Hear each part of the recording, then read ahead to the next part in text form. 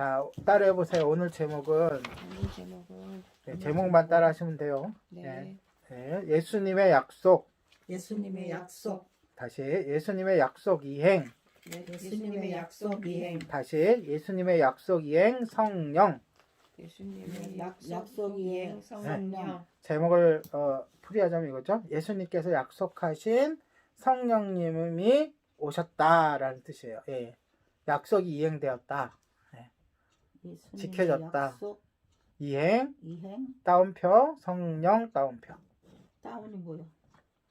이행. 그냥 적으시면 돼요. 자, 제자들은 지난주에 이어서 이제 계속 하는 거예요. 강해설교니까. 자, 제자들이 지난주에 뭐 했죠? 대표적인 거 하나 딱 뽑는다면? 마띠아를 그렇죠? 세웠어요. 12사도의 가룟유다, 죽은 가룟유다 대신 마띠아를 세웠어요. 그 후에. 예. 그래서 이제 날이 흘러서 오순절 날이 됐어요. 그렇죠? 1절에 보면 오순절 날이 이미 이름에 이렇게 돼 있죠? 요게 이미라는 말에 동그라미를 쳐줘야 돼요. 예. 연필로. 예. 그 이미라는 단어를 왜 넣었을까? 이따가 설명을 하고요. 요 이미라는 말이 있었기 때문에 앞에 거랑 쭉 연결이 되는 거예요. 자, 제자들과 예수님의 가족들과 또 많은 무리들이 120명 정도죠.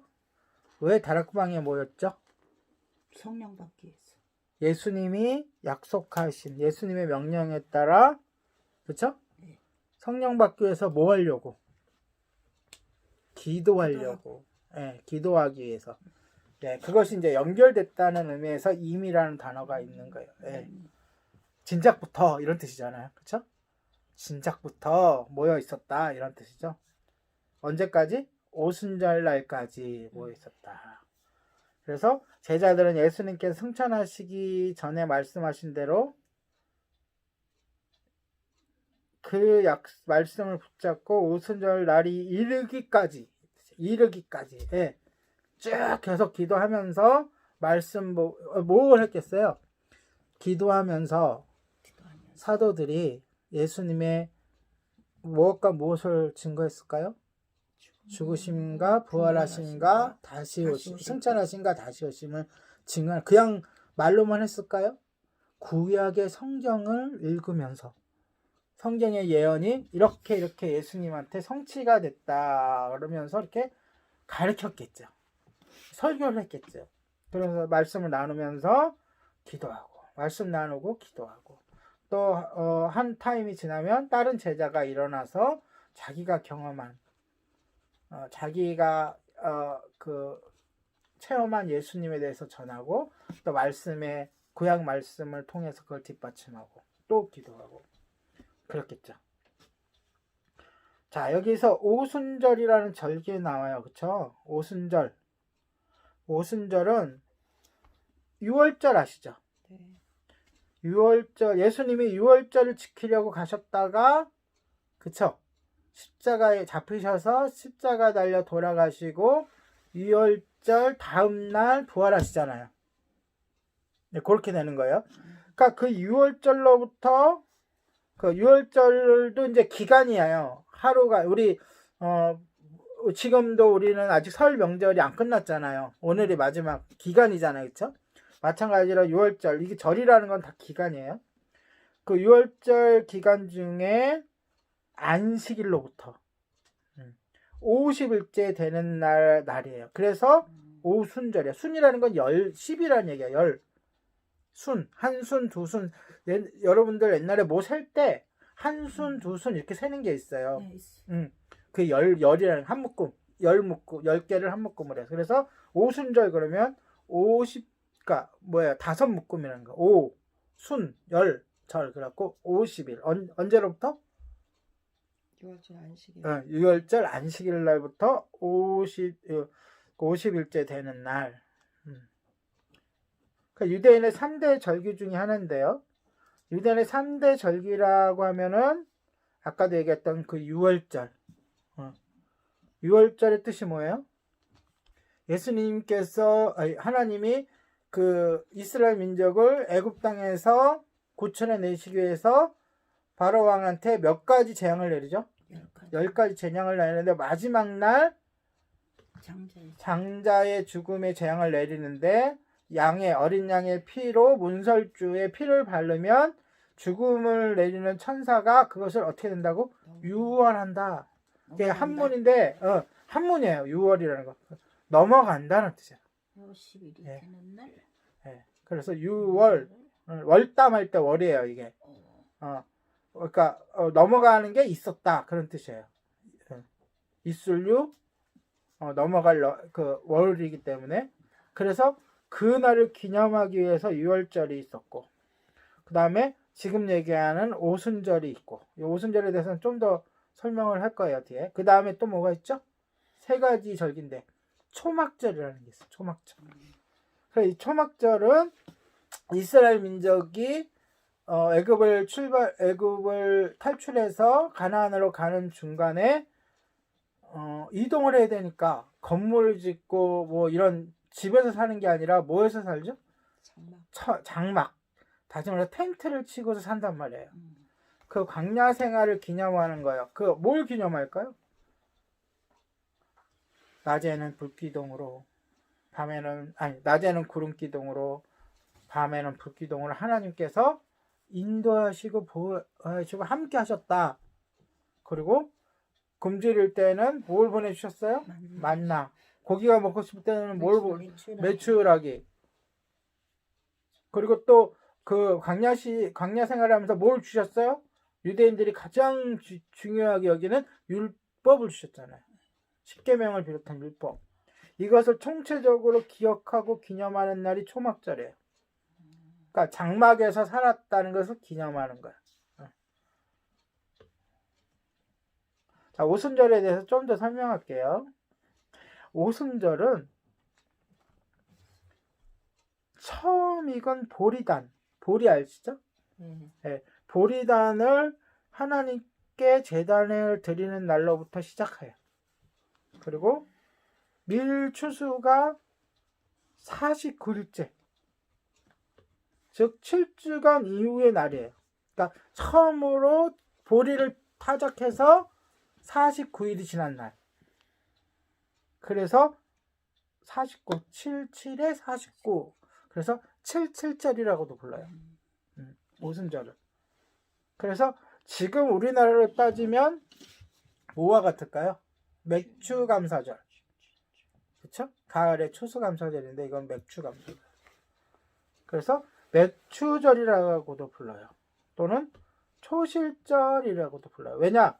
그러니까 맥추는 보리 맥자잖아요. 보리를 추수한 걸 때가 그때고 초실절이라는 것은 처음 그렇죠. 처음 열매를 드리는 날을 기념. 그러니까 오순절의 그 뜻은 굉장히 많은 걸 담고 있죠. 그러니까 출애굽기 찾아보진 않겠지만 34장 22절에 보면 하나님께서 직접 명하시는 장면이 나와요. 이 날을 지키라. 그런 의미가 있다. 이와 같은 절기에는 각 지역에 지금 이스라엘 나라는 그 당시에 없잖아요. 로마의 속국이 돼가지고 또 여러 군데 세계적으로 흩어져 살고 있잖아요. 유대인들이. 그 역사적으로 아수르가 그 유대인들을 포로로 데려가기도 하고 그 후에 바벨론이 또 데려가기도 하고 뭐 귀환을 했다지만 그건 전부 다 귀환한 게 아니고 남은 자들도 있고 그리고 로마 전쟁을 통해서 이렇게 흩어지기도 하고 세계 곳곳 여기서 세계라는 것은 그 아시아와 그 다음에 아라비아와 유럽을 얘기하는 거예요. 아직은 이 동양은 아직 안 나타난 시대죠. 성경상으로는. 그 곳곳에 흩어져 있던 유대인들은 꼭 1년에 3번은 예루살렘 성전에 와서 예배를 드려야 해요. 그게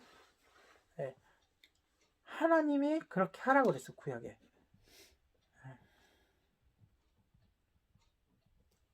원래는 하나님께 제사하고 하나님께 예배 드리는 장소는 한 곳이었어.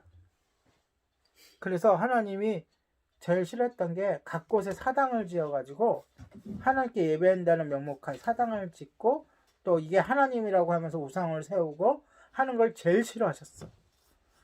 거기에 가장 크게 분노하셨던 건 뭐냐면 남유다와 북이스라엘이 나눠진 후에 여로보암이 사람들이 자꾸 이 3년에 한 번씩 예루살렘에 가야 되는데 이 예루살렘 성전에 가야 되잖아요. 예루살렘에 가서 제사를 드려야 되는데 그러면 어떻게 국경을 넘어가고 자꾸 이 남쪽으로 간단 말이죠. 그것을 막기 위해서 여리고에다가 세 곳에다가 여리고랑 안 떠오르지만 북쪽에 이스라엘의 세 곳에다가 산당을 짓고서 거기에 우상을 놓고서 그게 하나님이다 그랬단 말이에요. 그러면 안 되는 거예요. 그래서 지금 이 6월절, 오순절, 초막절에 이렇게 예루살렘으로 여행을 오는 이런 흩어져 있는 유대인들을 뭐라 그래? 디아스포라 그러는데 이러한 사람들은 우리가 어떻게 바라봐야 되느냐? 하나님의 명령을 지키려고 노력하는 사람들이라고 봐야 돼요.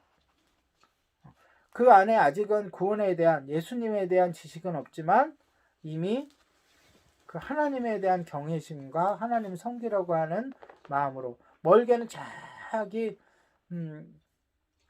스페인에서 또는 저기 로마에서부터 몇 날 며칠 배 타고 마차 타고 몇 날 며칠 거쳐서 와가지고 제사를 드리러 오는 거예요. 네. 그리고 그냥 오느냐? 가까운 사람들은 자기가 드릴 재물, 예를 들어서 소나 양이나 비둘기나 갖고 오고, 먼데 있는 사람들은 돈으로 갖고 와가지고 사가지고 제사를 드리고. 그래서 파는 것이 원래는 그 재물을 파는 것이 원래는 성전 밖에 뜰에 있었는데 점점 이게 성전 안으로 들어와서 예수님 방문했을 당시에는 그 성전이 완전히 그 시장 바닥이 되어버리는 거지. 그렇게 된 그런 배경이 있는 거예요. 그래서 어떻게 해요? 1년에 몇 번? 3번. 언제? 6월절, 오순절, 초막절. 네. 그러면서 사람이 이때는요, 정말로 예루살렘이라는 그 수도잖아요. 사실 제일 중심지고 큰 도시로 치면 큰 도시인데 메어 터졌다는 거예요. 사람으로 메어 터지고 재물을 드리는 양과 그 소 이런 끌어가는 짐승의 울음소리 이런 게 굉장히 시끌벅적하던 그때예요. 그런데 이렇게 각지에서 사람들이 모여들면 들수록 예수 믿는 사람들은 굉장히 위협을 당할 위치에 있는 거예요. 왜냐하면 그 당시에 예수 믿는 사람들은 도망 다닐 때니까 잡아 죽이려고 할 텐데 조금이라도 그들이 오해한다면 이렇게 기본적으로 그 예루살렘에 살던 사람보다 이 시대가 되면 5배 이상의 사람들이 그 예루살렘 안에 있었다 그러거든요. 최소 5배 이상. 그러니까 그 사람들에게 혹시 그 사람들이 잘못 오해해서 바리새인들이나 그 유대 지도자들이 그들에게 예수 믿는 사람들은 보는 즉시 신고하고 막 그렇게 그들은 하나님을 배반하는 자들이고 막 그렇게 했으면은 굉장히 위협적으로 다가오는 것이죠. 자, 그러나 제자들은 여전히 주님께서 말씀하신 대로 한 곳에 모여서 약속을 기다리며 기도에 전념했어요. 그런데 그 다락방에 주로 모였다 그러는데 지난주에 얘기했잖아요. 그 다락방이 어떤 다락방이에요? 한국처럼 이렇게 숨겨져 있는 골방처럼 되어 있는 다락방이에요? 그게 아니고 건물 제일 꼭대기에 큰 창문이 있는, 그쵸? 큰 창문이 있는, 그러니까 큰 소리를 내면 바깥 다 들리고 또 바깥도 누가 지나가는지 다 보이는 그러한 그 건축물이라고 그랬잖아요. 그 담대하게 기도하고 있는 거예요. 자, 그런데 아주 역사적인 일이 벌어집니다. 2절에서 3절 한번 같이 읽어볼게요. 2절에서 3절 어떻게 그 예수님이 약속하신 성령님께서 임하시는가 같이요. 시작. 호련히 하늘로부터 급하고 강한 바람 같은 소리가 있어 그들이 앉은 온 집에 가득하여 마치 불의 혀처럼 갈라지는 것들이 그들에게 보여 각 사람 위에 하나씩 임하였더니 그들이 거기까지만. 자, 이 광경을 지금 사도행전을 쓰고 있는 누가가 본 거예요? 안 본 거예요? 본 거지. 안 본 안 거지. 본 거야? 왜냐면 누가는 언제 등장한다 그랬어요? 몇 장에 등장한다고? 16장. 바울의 2차 전도 여행 때 예수 믿고 합류한 사람이란 말이에요. 이거는 아예 초창기잖아요. 그러면 누가는 어떻게 해서 이렇게 자세하게 이거를 썼어요? 그가 의사인 성격에 다 물어봤겠죠. 듣고. 베드로한테도 물어보고, 또 거기에 있는 여기 있었던 사람들은 일일이 다 물어보고 어떤 걸 적었을까요? 서로 틀리면은 적었을까요? 안 적었을까요? 안 적었어요. 공통되게 그들이 증언하는 증언을 적은 거예요. 그것도 자세하게. 아마 이 자리에는 마가는 있었을 거예요. 마가는 예수님의 초창기서부터 같이 다녔지만 나이가 너무 어려서 사도에 들지 못했던 사람이라고 볼 수 있어요. 성경을 연구해 보면. 근데 나중에 보면 바울의 그 전 감옥에 있을 때 누구랑 같이 있어요? 누가랑 이 사도행전에서는 누가랑 마가랑 같이 있어요. 왜냐? 바울이 편지글에 보면 마가를 데려오라 이렇게 얘기해요. 그리고 마가가 갔다면 그 바울의 마지막 때 그 후반기에 그때는 감옥이라 그래서 이렇게 아무도 못 들어가고는 지금 교도소를 얘기하는 게 아니니까 누구나 이렇게 들어와가지고 같이 얘기도 나누고 같이 할 수도 있고 이렇게 좀 개방을 시켜놨던 그런 곳이니까 같이 있었을 것이다. 근데 시간이 많잖아요. 네. 바울의 얘기도 듣고 누가의 얘기도 듣고 그러니까 그 마가의 얘기도 듣고 참고하고 그랬을 것 같아요. 네. 자, 여튼 그렇게 해서 구체적으로 성령님께서 임하십니다. 자, 제가 좀 호련히 기도하는 가운데, 근데 이 현상이 어떤 현상이에요? 하늘로부터 강한 바람 같은 소리가 들렸다 그랬어요. 강한 바람 같은 소리가 어떤 소리예요? 한번 휙 또 어떤 소리? 하는 소리가 났겠죠. 그러니까 상상해 보는 거야 우리는. 그리고 이 사람들은 그 소리와 그 현상을 처음 보고 처음 느끼는 거기 때문에 기존에 있었던 것으로 표현할 수밖에 없는 거예요. 사도 요한이 요한계시록 쓸 때에도 천국을 보고서 이 땅에 있는 것으로 표현해야 되는데, 그쵸? 그런데 이 땅에 있는 것으로 자기가 보고 자기가 배운 것으로 표현할 수밖에 없는 거잖아요. 마찬가지로 이 당시에 사람들이 표현하기를 성령이 바람이라는 게 아니라 같이. 바람 소리가 바람이 확 불듯이 바람 소리 같은 게 났다 이거예요. 온 집안을 막 흔들 정도로 바람이 슉 강하게. 그렇다 해서 좀 이상한 목사님들처럼 성령 받으라고 해서 쉬 이렇게 하는 거 말고, 그리고 또 하나의 현상, 마치 불의 혀가 뭐예요? 불을 가만히 촛불 같은 감싸려 보면 이렇게 혀같이 이렇게 흔들리면서 그게 있죠. 표현은 저도 잘 못하겠지만 그렇게 같이 각각 머리 위에 임했다 그래요.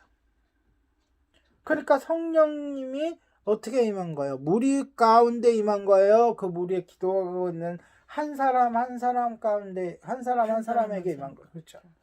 그걸 표현한 거예요. 그리고 어떤 현상이 있는데 이걸 표현을 하길 수가 없으니까 불의 혀같이라고 표현한 거예요. 그러니까 정확하게 어떤 현상이었는지는 알 수가 없어요. 그리고 늘 그런 현상이 일어날 거라고 얘기할 수도 없어요. 그래서 무슨 성령이 임한 거, 성령 충만을 우리가 뭐 지금도 뭐 어떻게 하면 성령 충만이고 어떻게 하면 아니고 이렇게 판단할 수가 없는 거예요. 왜냐? 성령은 말 그대로 영이시기 때문에. 이때는 특별한 순간이었어요. 왜냐면 교회를 처음으로 세워야 되는, 이 땅에 교회가 세워지는 그 순간이기 때문에 하나님은 눈에 보이게, 우리가 감지할 수 있게, 알 수 있게, 그것도 모든 사람들이, 거기에 있는 모든 사람들이 알 수 있게 그렇게 조치를 하신 거예요. 그리고 여기에 하나 더 추가가 되죠. 뭐예요? 성령의 충만함을 받고 성령이 말하게 하심을 따라서 어떻게 해요? 각각 다른 언어들로 말하기 시작했어요. 이것을 또 방언이라고도 하죠. 근데 우리가 하는 방언하고 다를 수가 있어요. 이때의 이 방언은. 그리고 같을 수도 있어요. 왜냐면 우리가 방언을 받았다는 사람도 방언도 여러 가지 방언이 있어요. 저는 방언을 받았습니다. 아내 받으셨나요? 사모님? 어머니는 안 받으셨죠? 어떤 방언 받으셨어요? 그 방언을 내가 듣고서 판단할, 이게 어느 나라 방언이다라고 모르죠. 그런 방언이 있고, 저는 아랍 방언이에요. 정확하게 아랍 방언이라고 판단할 수 있는 언어적인 방언이 있어요. 방언도 여러 가지가 있는 거예요. 뭐가 낫고 뭐가 뭐 들렸다 이 얘기가 아니라, 그런데 이때는 어떤 방언이에요? 이때는 더 정밀한 방언, 정확하게 찝혀있는, 정확하게 그 나라 사람들이 들을 수 있는 말을 하는 거예요.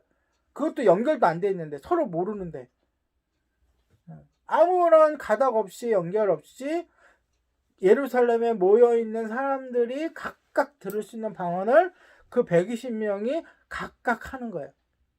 뭐 겹치는 방언도 있겠죠. 그렇죠? 또 그 중에는 알아들을 수 없는, 그러니까 언어적인 방언이 아닌 말 그대로 그 성령의 그 뭐라 그러죠? 영적 언어를 쓰는 방언도 있겠죠.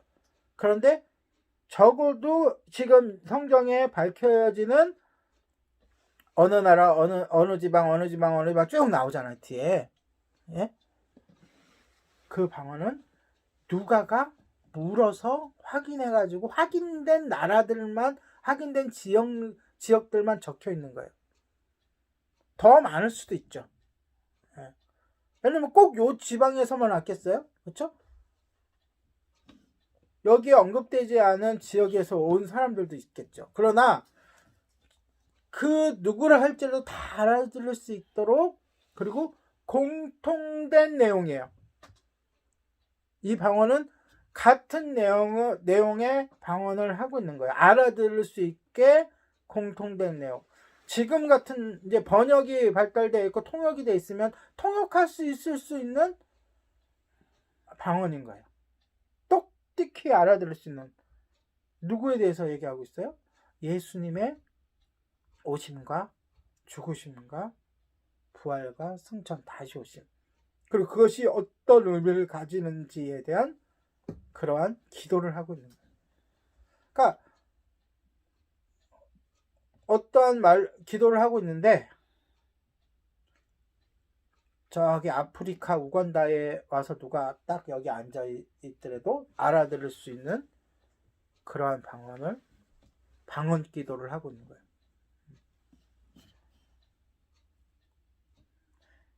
그러면 이 세 가지의 징표가 지금 일어났습니다. 성령님께서 충만히 임하심에 대해서. 첫 번째 뭐라 그랬죠? 바람 소리 같은 소리가 온 방을 진동했다래. 가득했어. 두 번째로는 불의 혀같이. 네, 성령님이 각 사람에게 임했다. 세 번째로는 방언으로 각 나라 방언으로 기도하기 시작했어요. 자, 구약 시대에는 하나님의 영이 어떻게 임했죠? 꿈으로 현현으로. 예. 근데 실제로는 구름으로 임했죠. 성전과 성막에 하나님의 구름이 내려앉으면서 그곳에 하나님이 임했죠. 왜요? 거기만 거룩하기 때문에. 거기에만 거룩하게 구별되어 있기 때문에. 그런데 이제는 예수님을 믿는 각 사람들이 구별되기 시작된 거예요. 그거를 보여주시는 거예요. 예수 그리스도의 명령을 받고 사명을 감당하기 위해서 모여서 기도에 전념하고 있는 하나님의 백성 가운데 모여 있는 거예요. 자, 보세요. 소리는 어떻게 모였어요? 온 방이 진동했어요. 이것도 성령님의 임재예요. 그렇죠? 아멘. 그러면 그건 뭐야? 우리의 모임 가운데 임하신다는 거예요. 아멘. 그 다음에 불꽃 같은 그 모양은 어떻게 임했어요? 각 개개인에게 임했어요. 그렇죠? 성령은 또 각 개개인에게 임한다는 거예요. 그리고 성령이 충만한 사람은 어떻게 하는 거예요? 드러나서 복음을 전하는 거예요. 이 방언 기도를 내가 해야지 해서 한 게 아니라고요. 성령님이 감동을 해가지고 저절로 나오게 한 거예요. 그러니까 지금 우리가 하고 있는 방언 기도와 완벽하게 똑같다고 얘기할 수가 없어요. 이때는 좀 특수한 경우, 그러니까 보여주기 위한 더 강력한 그러한 하나님의 그런 어떤 계획하심이 있다고 볼 수밖에 없어요. 자, 구약 시대에는 그렇게 구름으로 성전 성막에 임했다면 지금도 그러니까 이때를 비롯해 가지고 지금까지 어떻게 임해요? 두 가지로 모임 가운데 그 다음에 예배 가운데 성령이 하나님의 영이 충만히 임하고 각 개개인에게 임한다. 아멘. 이게 전환이 확 일어난 거예요. 이때부터. 네. 제자에게 임한 성령의 불꽃이 여러 갈래로 갈라졌다 그랬어요. 불꽃이 뭐 불의 혀처럼 갈라진 것이 그렇듯이 이제 각 나라 말을 하기 시작하는 거예요. 이 사람들이 알아듣지 못하는 언어가 아니라 알아들을 수 있는 언어인데 8절에 보십시오. 8절. 시작. 우리가 우리 각 사람이 난 곳 방언으로 듣게 되는 것이 어찌 됨이냐. 예. 자, 이것은 복음을 전하려고 방언을 얘기한 게 아니에요. 그러니까 그 복음이 전파되는 의미는 있어요. 왜? 그런데 헬라어 하나만 공통어니까 그것만 알아도 복음을 전할 수 있어요.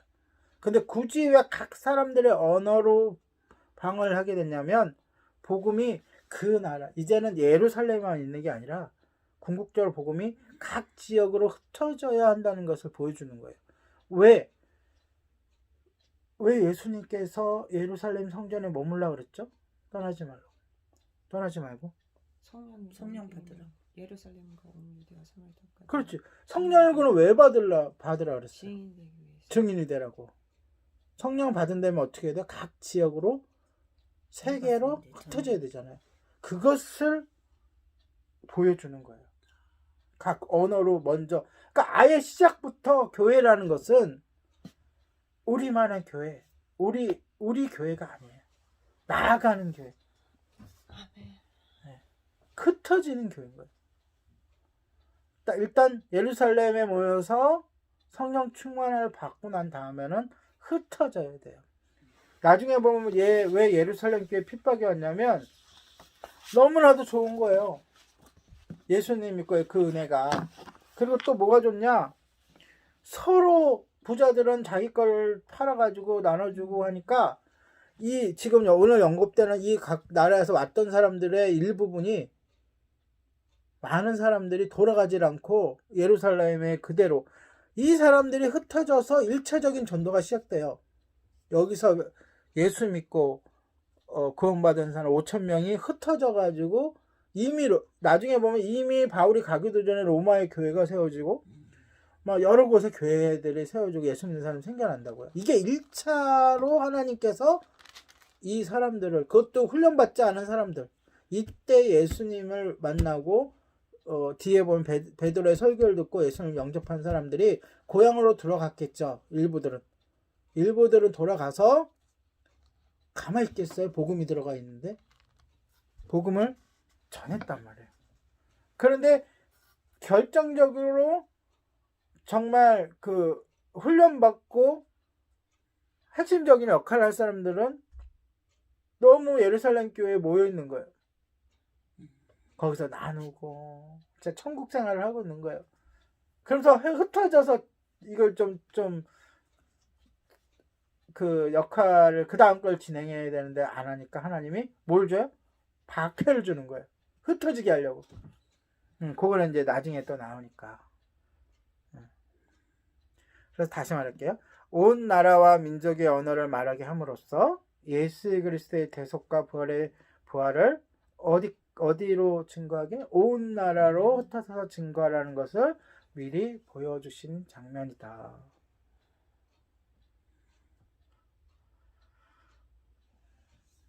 여러분, 급하고 강한 바람처럼이라는 단어에서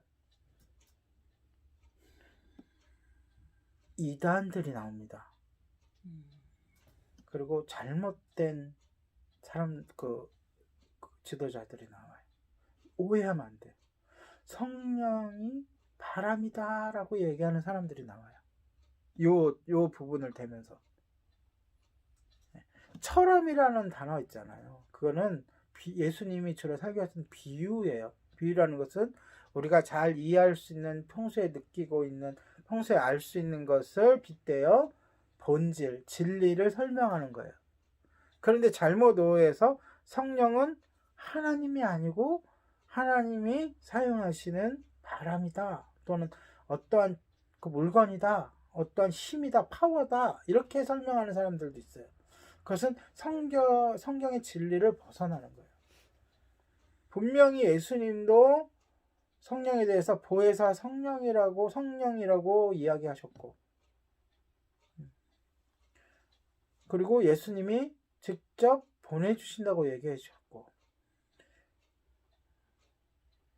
성령은 말 그대로 하나님, 삼일체 하나님의 한 위이지 어떠한 힘이나 파워나 어떠한 물체나 물질이 아니라는 것 명심하시기 바랍니다. 여기서 성령이 급하고 강한 바람처럼이라고 표현한 것은 지금까지 제자들이 경험해 보지 못하는 강력한 성령님의 그 임재, 능력을 어떻게 표현할 길이 없기 때문에 이렇게 표현한 것이라고 우리가 믿고 이해하고 넘어가면 되겠습니다. 그리고 또 하나, 우리가 여기서 신학적인 논쟁이나 잘못 가르쳐 주는 것 중에 하나가, 이 제자들이 오늘 받은 이 사건 있잖아요. 이것을 성령 세례로 착각하는 경우가 있어요. 성령 세례 들어봤어요? 예수님 말씀하셨잖아요. 요한은 너희를 물로 너희에게 세례를 줬으나 몇 날이 못되어 성령으로 세례를 받으리니. 이것이 성령 세례냐 성령 충만이냐 이렇게 얘기하는 논란이 굉장히 커요. 분명히 몇 날이 못되어 너희가 성령으로 세례를 받으리니 라고 예수님이 말씀하셨어요. 그러니까 오늘 성령이 임하셔서 우리 이 제자들에게 임한 건 성령 세례가 맞아요. 맞아요. 그런데 이 성령 세례를 중요한 게 계속 매번 받아야 된다고 주장하는 사람들이 있어요. 지금 이 장면은 성령 세례와 성령 충만이 함께 나타난 그런 사건이에요. 그런데 성령 세례는 우리가 예수님을 믿으면서 단 한 번만 받습니다. 성령 세례는 쉽게 말하자면 성령님께서 우리가 믿음으로 고백할 때 내 안에 내주하시는 거예요. 그런데 이 사건이 중요한 것은 그 내주하시는 역사가 처음으로 시작되는 거예요. 그러니까 공식적으로 시작된다고 하는 거죠. 대통령이 이제 대통령 선거를 했어요. 그래서 대통령이 당첨이란다. 뭐라 그러죠? 당선이 됐어. 그럼 대통령이에요? 아니에요? 아니죠. 당선인이고, 그러나 이미 이제 대통령이 되실 분이잖아요. 언제 대통령이 돼요? 딱, 그 법적으로 임기가 시작이 돼서 취임식을 가지고 선서를 하는 그 순간부터 대통령이 되는 거예요. 자, 성령이 우리 안에 내주하시는 것이 결정이 됐어요. 언제? 예수님 십자가에 달려 돌아가시면서 승리했기 때문에. 그리고 예수님이 언제 된다 그랬어요? 예수님이 가신 후에 보낸다 그랬어요. 그렇죠? 그리고 예수님이 가신 후에 우리 그 믿는 백성에게 임하는 것은 정해져 있어. 네. 정해져 있어요. 그런데 그 첫 스타트가 바로 이때라는 거예요. 물론 그 전에서 성령님이 함께 하시고 성령님이 믿게 하시고 그랬겠죠. 제자들에게도 성령님께서 늘 함께 하셨겠죠. 그러나 공식적으로 성령님께서 이제부터는 우리 안에 내주하신다는 거예요. 어떤 사람에게? 예수님을 주로 구주로 영접한 사람들에게. 그것에 선언하는 날이에요. 이때가 공식적으로 선언하는, 공식적으로 발표하는 그 장면이 이 장면인 거예요. 그렇다면 우리가 매일매일 성령 세례를 받아야 되느냐? 아니라는 거예요. 우리가 물 세례도 한 번 받죠. 원칙적으로는 유아 세례 이런 거는 원래는 성경 정확하게, 이거 제가 말하기는 곤란하지만 그것도 원래는 그런 편의상 그렇게 하고 믿음의 진보상 아이들을 잘 가르치려고 한 거지, 정식적으로는 세례를 받아야 되는 거예요. 모든 사람은, 신앙인들은 정식적으로. 그래서 그것을 이제 법적으로 총회에서나 이렇게 교단에서 그걸 유아 세례도 허용하면서 그것도 세례 받은 것으로 인정해 주는 거죠. 그런데 세례는 공식적으로 몇 번 받아요? 한 번 받듯이 성령 세례도 한 번 받는 거예요. 그러니까 어떠한 성경을 잘못 해석하는 사람들이 왜 이 얘기를 하냐면, 유튜브를 이렇게 좀 보니까 이것을 그렇게 주장하지 않는 교단도 있고, 성령 세례를 정기적으로 받아야 된다고 하는 게 있고, 그 성령 세례랑 방언을 연결시켜 가지고 성령 세례를 받았다는 증거가 방언이다 이렇게 얘기하면서 방언을 강조하면서 성령이 우리에게서 들어왔다가 나갔다가 이렇게 표현하는 그런 사람 목회자들도 있고 여러 가지 있어서 오늘 좀 확실하게 하는데, 성령 세례는 한 번 받는 습니다. 그리고 성령 세례는 확실하게 내가 기억하고 느껴질 수도 있고 느끼지 못할 수도 있어요. 왜냐하면 하나님의 영이시기 때문에 내가 구주로 영접하고 성령이 내 안에 임재하시는 그 순간을 내가 못 느낄 수도 있어요. 그러나 성령 충만은 달라요. 성령 충만은 늘 충만해야 돼. 사실은 우리가 성령 충만이라는 건 뭐냐면, 내 안에 계신 성령님과 내가 끊임없이 교통하고 민감하고 그분의 그 말씀을 내가 캐치하고 그분의 말씀대로 살아가고, 조만히 성령께서 주시는 그 권세, 그리고 성령께서 주시는 능력을 체험하고 능력을 발휘하면서 나아가는 게 성령 충만인 거예요. 그 본문에 보면 그 형상이 두 가지가 다 일어나잖아요. 지금 성령께서 임하는 현상도 그러니까 성령 세례 받는 장면들이 지금 나오는 거고, 바람 소리와 그 불꽃 같이 각자에게 임했다고 하는. 그리고 또 하나 뭐예요? 기도, 방언 기도를 하는, 그렇죠? 각 나라의 언어를 하는 이러한 것은 능력이라고 할 수 있죠. 그래서 우리가 성령님의 대표적으로 성령이 주신 은사라든지 성령의 열매라든지 이것을 늘 맺고 늘 우리가 그걸 사용하고 또 그것으로 복음을 전하고 사탄을 대적하고 하는 일들을 강력하게 행할 때 그 사람은 우리가 성령 충만한 사람이라고 느낄 수 있어야 못 느껴요. 느끼는 거예요. 성령 충만은 느끼고 볼 수 있는 거예요. 그리고 우리가 갈급해야 되고 그 내가 판단할 수 있는 거예요. 그러니까 판단이라고 보기 내가 그것을 체크할 수 있는 거예요. 내가 지금 성령 충만한가.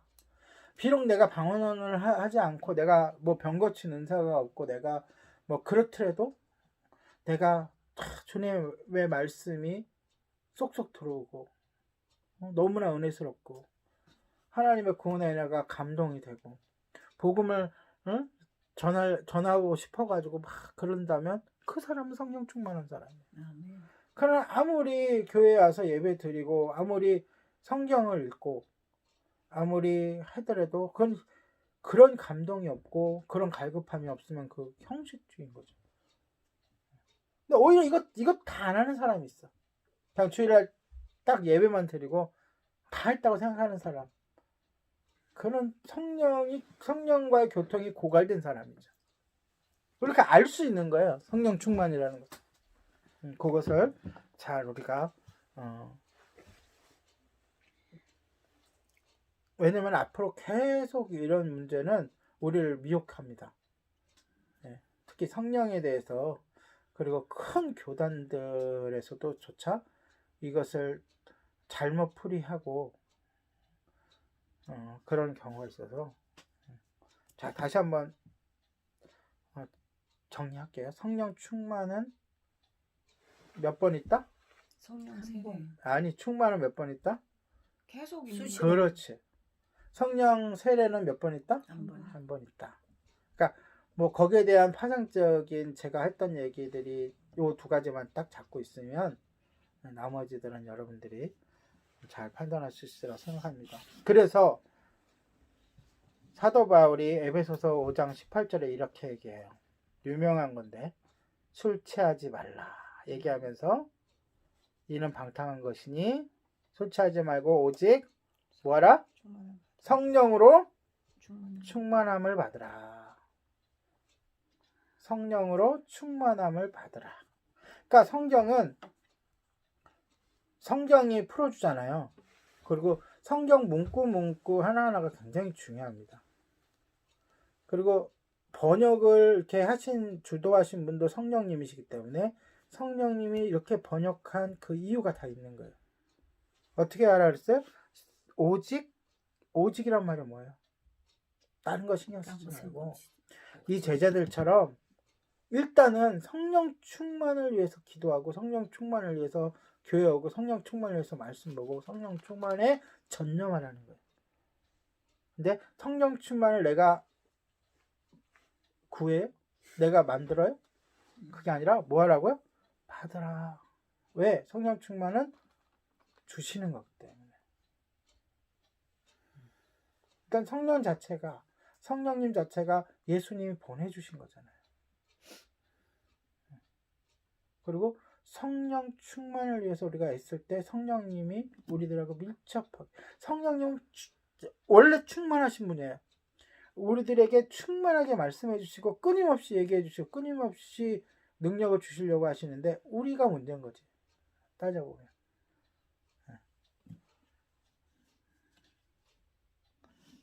여러분 성령 충만하시기 바랍니다. 아멘. 성령 충만한 사람은 첫 번째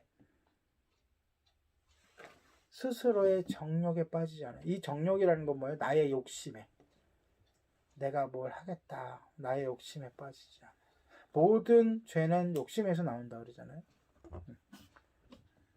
그 다음에 성령 충만한 사람은 하나님의 뜻 가운데 있습니다. 하나님의 뜻이 무엇인지 늘 생각하는 사람이에요. 그리고 우리가 성령 충만하면 충만할수록 강권적으로 인도함을 받아요. 강권적인 인도함이라는 게 뭐예요? 그냥 끌고 가셔. 거부할 수 없는.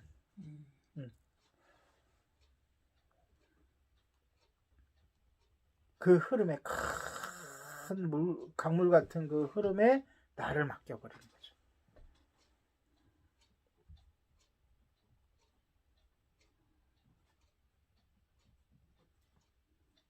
이 모여들어서 이 기도를 들은 사람들은 정말 복받은 사람들이에요. 그들이 듣는 이 기도의 내용이 바로 복음이에요. 그러니까 우리가 성령 충만하면 복음을 말하며 복음을 전하며 복음을 바랄 수밖에 없어요. 그러니까 우리가 올 한 해 동안 훈련하는 단계라 그랬는데 무엇과 무엇을 훈련하자 그랬죠? 말씀과 기도와 찬양으로 결과적으로는 성령 충만하기를 원하는 거예요. 할렐루야. 그렇게 되신 여러분 되시기 바랍니다. 아멘.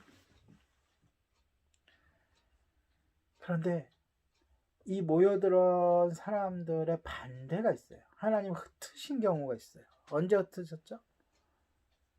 지금 보면은 각 언어를 알아듣잖아요. 반대로 언어를 못 알아듣게 한 때가 있었어요. 바벨탑.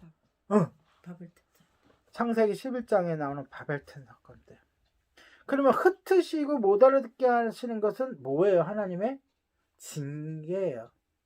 그러면 모이게 하고 알아듣게 하는 것은 하나님의 뭘까요? 축복이자 사랑이에요. 그러면 하나님이 여러분들이 준비가 되면 여러분들 주위로 모이게 하실 거예요. 누구를 만나게 해주실 거예요. 그 만나게 해주시는 사람이 복음을 들을 자예요. 바울도 그렇게 기도했고 베드로도 기도했고 주님 만날 자를 만나게 해주십시오. 어느 지역에 가서 복음을 전하려고 하면 그곳에 만날 자가 있게 해주십시오. 그러니까 그것을 혹시라도 여러분이 살면서 누군가가 여러분들에게 다가오고 누군가가 눈에 밟히고 마음에 생각나고 그런다면 그에게 뭐 해야 되는 거예요? 복음을 전해야 돼. 가서 복음을 전해야 돼. 그게 성령님의 역사고 그 성령님의 그런 복음을 증거하는 그 법칙이에요.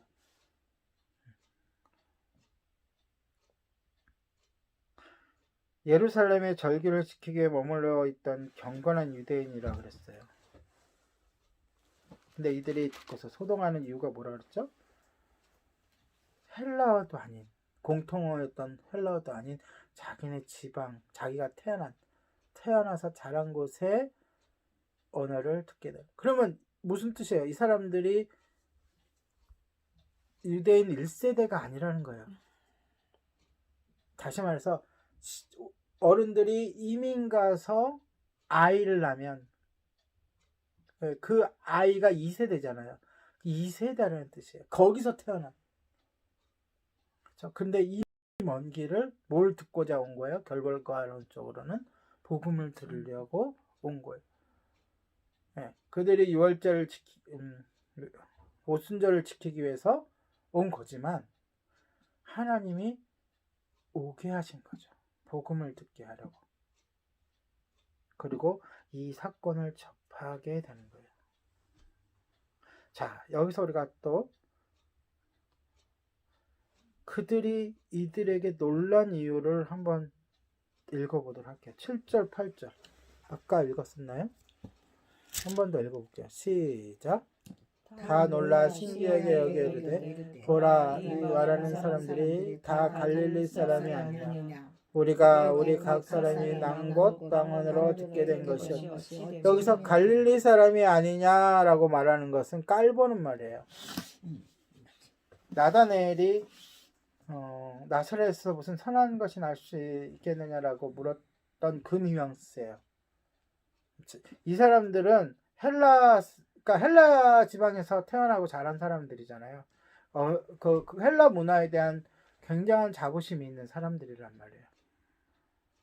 그래서 갈릴리 사람들이 아니냐, 이것은 갈릴리 사람들이 좀 무식한 그 손구석인데 어떻게 우리나라 말을 알 수가 있겠느냐라고 이렇게 얘기하는 거예요.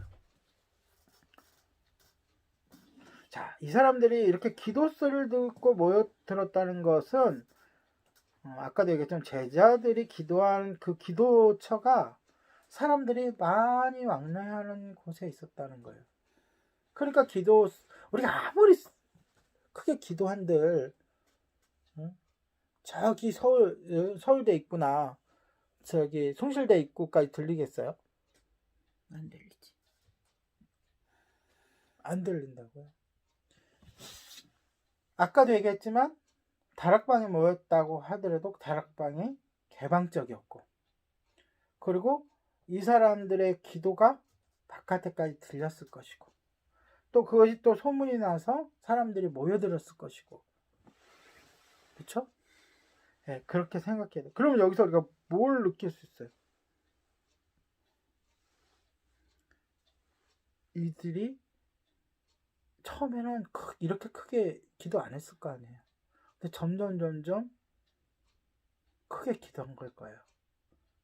성령의 이제 그 은혜에 막 하면서 거기다가 이제 방언으로 높게 기도했겠죠. 그럼 그들에게 그 가려져 있던 두려움이라든가 내가 잡히면 어떻게 될지라고 하는 그런 것들이 전혀 없었다는 거예요.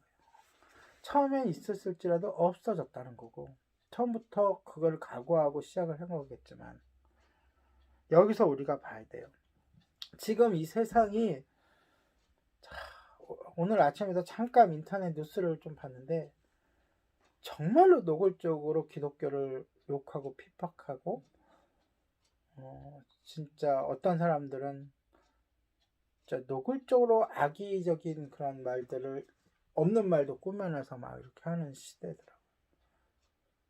그리고 실질적으로 학교에서나 직장에서 내가 그리스도인이라고 밝히기 어렵다고 얘기를 해요. 근데 성령이 충만하면 그건 아무것도 아닌 거예요. 오히려 그게 역전이 됩니다. 오히려 이 세상이 교회를 핍박하고 믿는 자들을 핍박하고 조롱하는 세상이 되면 될수록 우리가 성령 충만해서 온전한 믿음을 지켜나가면 복음의 증거가 돼요. 우리 자체가. 자, 이들이 어디서 왔는지 한번 볼게요. 보기 읽을까요? 힘들어도? 네. 읽을 수 있겠어요? 자, 9절에서 11절 준비됐습니까? 네. 시작. 우리는 바데와 메대인가, 천천히 읽어요. 바데인가, 메대인가, 엘람인가, 또 메소포타미아, 유대와 갑바도기아, 본도와 아시아, 부르기아와 밤빌리아, 애국과 및 구레네에 가까운 리비아 여러 지방에 사는 사람들과 로마로부터 온 나그네 곧 유대인과 유대교에 들어온 사람들과 그레데인과 아라비아인들이라. 우리가 다 우리의 각 언어로 하나님의 큰 일을 말함을 듣는도다. 자, 1차적으로 자, 여러분들이 알 수 있는 그 지역이 어디 있어요?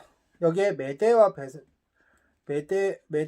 바데와 메대는 바벨론과 페르시아가 있는 지역이에요. 요브라데스 강이 있는데 그죠? 어렵죠? 네.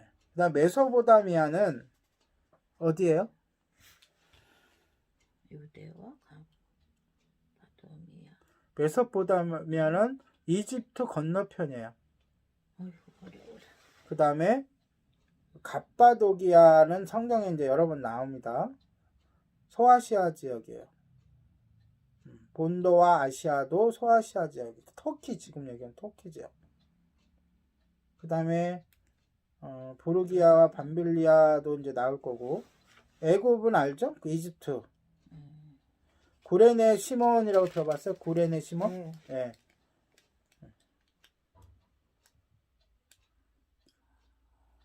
그 다음에 로마는 아시겠고.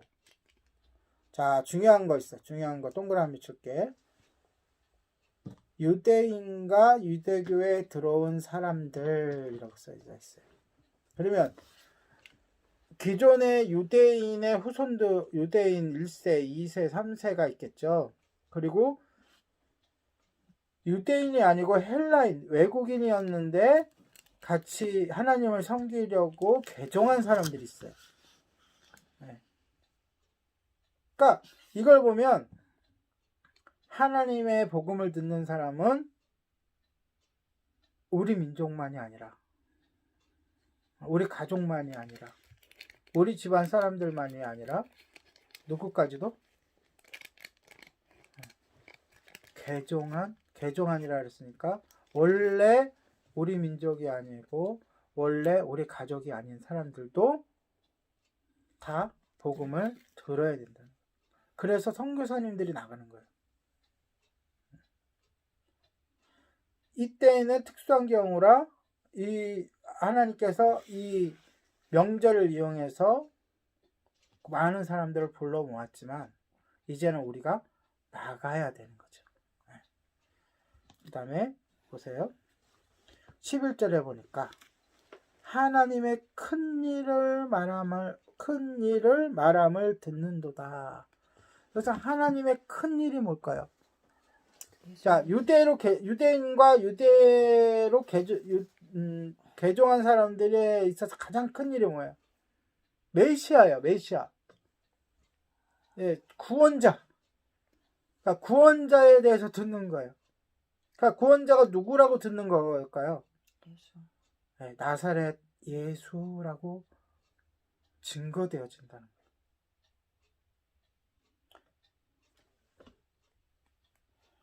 그런데 이들이 듣는 그 소식이 너무나 놀라운 소식이었고 12절에 보면 너무나 당황스러운 얘기예요.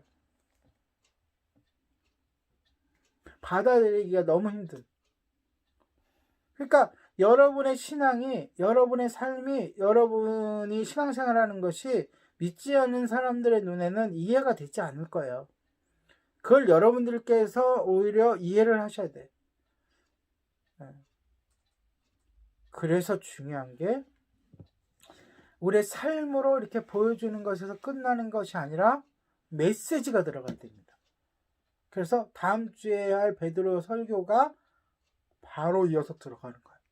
그러니까 우리가 우리의 삶으로 그들에게 물음표를 주고 왜 저 사람들은 저렇게 살고 왜 저 사람들은 저렇게 인내하고 왜 저 사람들은 무엇 때문에 저럴까라는 물음표를 준 다음에 거기에 하나님의 메시지가 들어가야 돼요. 그러니까 정확하게 우리가 이제 전도의 여러 가지 방법이 있잖아요. 가장 많이 쓰는 게 와보라 방법이잖아요. 내가 잘 모르고 잘 설명할 수 없으니까 일단 교회 와봐. 그것도 좋은 전도 방법이지만 정확한 FM, 그러니까 정확한 그 원리는, 전도의 원리는 내가 삶으로 보여준 후에 그들이 나에게 묻게 하고 너 왜 이렇게 참어? 왜 이렇게 살아? 왜 이렇게 손해봐? 라고 물을 때에 뭐가 들어가야 된다고요? 복음이 들어가야 돼요. 그걸 준비하는 거야, 올해 하나가. 누가 뭔가를 물어봤을 때 예수 그리스도를 전할 수 있는 그러한 능력을 기르는 것이 올해 우리 교회의 목표예요. 아멘.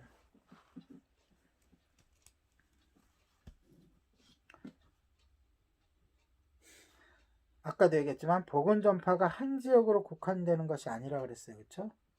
그래서 우리가 늘 거기에 대해서 우리가 힘써야 돼요. 늘 우리가 머릿속에 염두에 둬야 되고 우리 교회도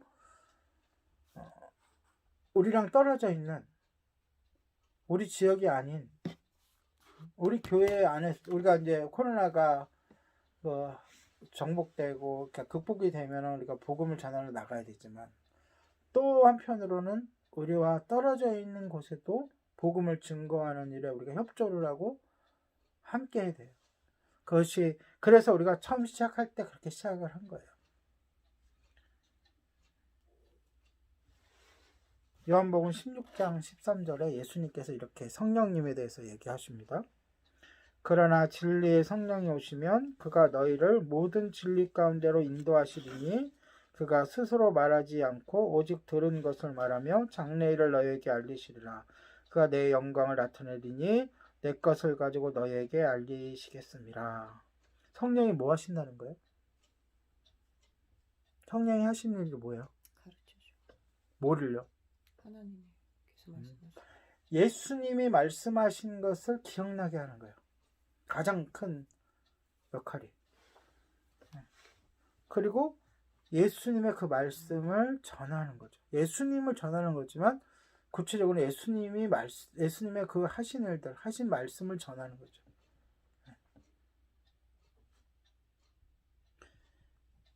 우리를 진리 가운데로 인도하는 거예요. 그 진리가 누구세요? 예수님이세요. 그는 스스로 말하지 않는다 그랬어요. 뭘 말해요? 들은 것을 얘기해. 누구한테 들었을까요? 예수님에게. 그러니까 성령은 예수님을 증거하는 영이에요. 성령님의 일은 예수님을 드러내고 증거하고 말씀을 기억나게 하는 건데 어떻게 구체적으로 어떻게 우리들로 하여금 말씀을 읽게 하는 거예요. 그다음에 말씀을 깨닫게 하는 거죠. 우리가 왜 구약을 읽어요? 구약에서 말하는 예수님을 발견하기 위해서. 왜 신약을 읽어요? 예수님의 행적과 그 예수님을 어떻게 전하는가에 대해서 우리가 알기 위해서. 그러니까 구약과 신약 전체가 예수님에 대해서 얘기하는데 성령님이 그것을 도우시는 거예요. 성경을 읽게 하고 깨닫게 하고. 그러니까 그리고 나중에 궁극적으로 그 깨달은 성령님, 그 예수님을 바로 증거하게 하는 것. 그것이 성령님의 역할이다. 예. 이러한 말씀을 성취하는 그 장면이 오늘의 장면이에요. 자, 성령 충만해서 방언으로 기도하는 제자들의 모습을 바라본 사람들이 그들 중에 어떤 사람들은 13절에 결론을 어떻게 내려요? 새술에 취하였다. 술 취했다. 새술에 취했다. 그 말뜻은 조롱조의 말이거든요. 이 표현이. 그렇게 조롱할 수도 있을 것 같아요. 그러니까 여러분 우리가 받는 조롱과 이게 세상이 우리를 향해서 삿대질하고 그런 것에 대해서 그렇게 상처받지 말아야 돼요. 이때도 이 사람들도 조롱을 당했으니까. 그러나 이들이 이렇게 조롱한 것이 그들은 조롱으로 얘기했지만 한편으로는 이사야 선지자가 예언한 그 예언을 성취하는 거예요. 제가 한번 읽어드릴게요. 이사야서 25장 6절 7절에 보면 만군의 여호와께서 이 산에서 만민을 위하여 기름진 것과 오래 저장되었던 포도주로 연회에 베푸시리니 곧 골수가 가득한 기름진 것과 오래 저장하였던 많은 포도주로 하실 것이며 이렇게 나와요. 포도주를 마실 것이다. 포도주를 마신 것처럼 하나님께서 역사하실 것이다. 네. 아까 바로 얘기했듯이 우리가 술 취하지 말고 뭐에 취하라고요? 충만하라고요? 네, 성령이 충만할 것이다. 그들은 비록 조롱하는 말로 술 취했다고 얘기하지만 이것이 구약에 예언했던 예언의 성취인 거라. 여러분도 취하시기 바랍니다. 아멘. 네. 술 안 먹죠? 술 취해 보셨어요? 내 맘대로 될까요? 안 될까요? 내 몸이 술 취하면 내 맘대로 안 돼요. 빙빙 돌고 땅이 막 일어서고. 취해 보셨어요? 아니, 저 옛날에 한번 한 번이 아니죠. 옛날엔 술도 먹었습니다. 이거 취해봐야 하는데. 그러듯이 여러분이 그렇게 돼야 되는데 내 맘대로 되면 안 돼. 그 뜻이에요. 성령이 취함하라는 뜻이 내 맘대로 되지 말고, 술 취한 사람들은, 알코올 중독자들은 알코올이 원하는 대로 합니다. 마찬가지로 우리가 성령에 푹 취해가지고 성령이 원하는 대로 우리가 이끌림 당하는 그러한 우리 모두가 되시길 바랍니다. 다음 주에는요, 아주 중요한 설교를 우리가 서로 나눌 거예요. 네.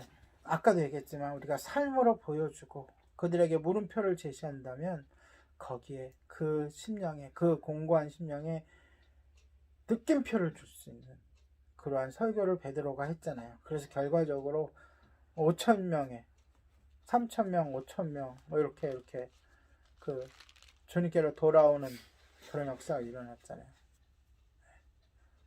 자, 그거에 대해서 다음 주에 하도록 하겠습니다.